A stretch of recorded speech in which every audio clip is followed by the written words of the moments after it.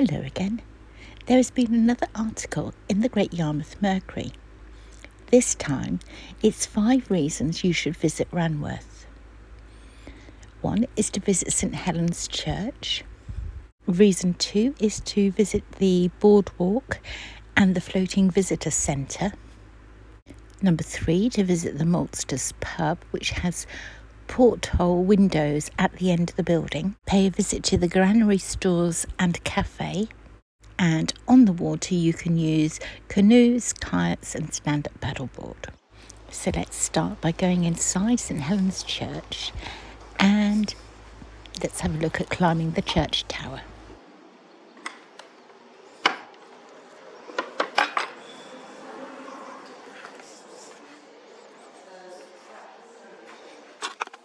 First there's a spiral staircase, then a metal ladder and then a wooden ladder and a trapdoor.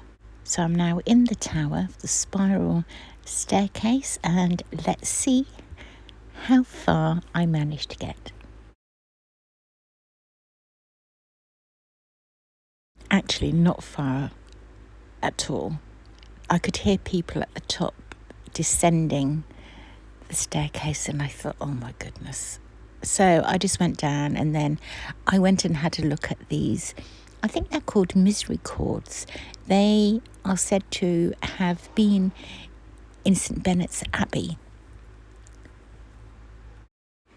In the past, I have climbed to the top of the tower, and that video will be included in the playlist at the end of this video for you, should you wish to have a look. There are several family memorials for the Kerrison family in the church. John Kerrison was Lord of the Manor and a highly respected member of the parish. All his family members are remembered on different plaques within the church. Here is where the body of Thomas Holditch was buried in 1579. He lived in Ranworth Hall. In his will, he looked after his nieces and nephews as he didn't have any children of his own. He gave his sealing ring to his nephews to look after. To his niece, he left a gold cross. Various other family members received other valuable items from him. Any items bearing the family arms were to remain in Ranworth Hall forever. Now, I don't know if I'm pronouncing it right when I say antiphona, but that's how I'm going to refer to it. Ranworth Church is extremely lucky to have one. It is a service book written by the monks of Langley Abbey 500 years ago. It has 285 sheepskin pages and is written in medieval Latin.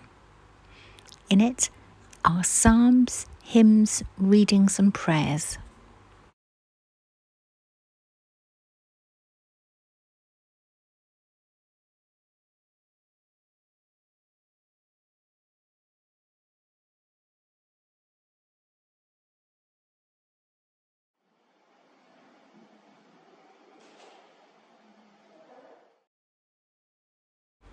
Just a quick glimpse of outside and this amazing tower that you can climb up.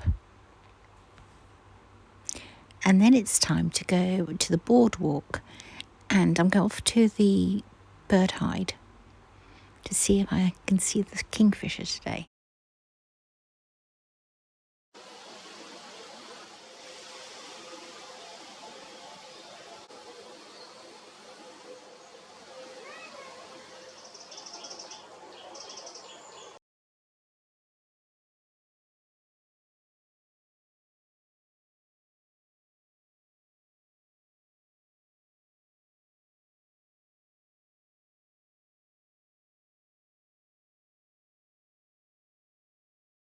When I was here a couple of weeks ago, I did look in the bird hide, which is where I am now, to film the kingfisher, and he wasn't around.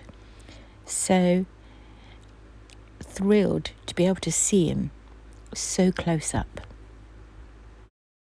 It's rare I'm able to film a kingfisher this close. He's perched right outside the bird hide. So I'm making the most of this occasion and there is lots of footage of him.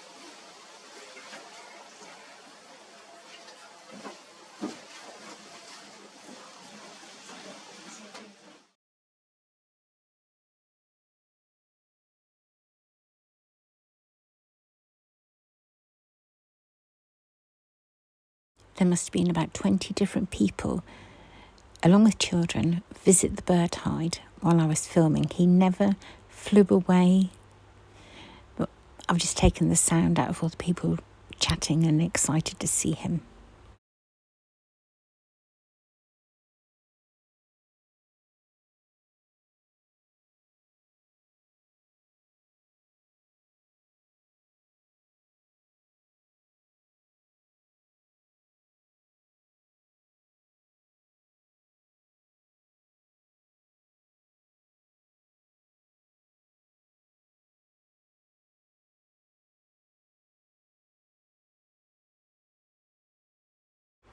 You can continue along the boardwalk down to the floating visitor centre, and from there you may be lucky enough to see the osprey. If you need to find out if there's been any recent sightings of him, just ask the volunteers in the visitor centre. They're extremely helpful.